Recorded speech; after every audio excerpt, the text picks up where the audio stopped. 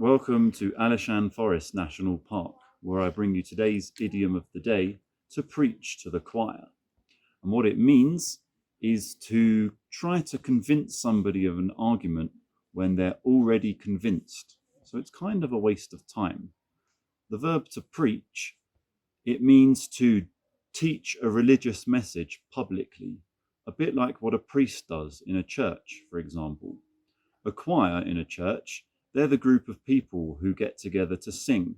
So they're already active members of the church, so the priest doesn't really need to preach to them. They're already convinced.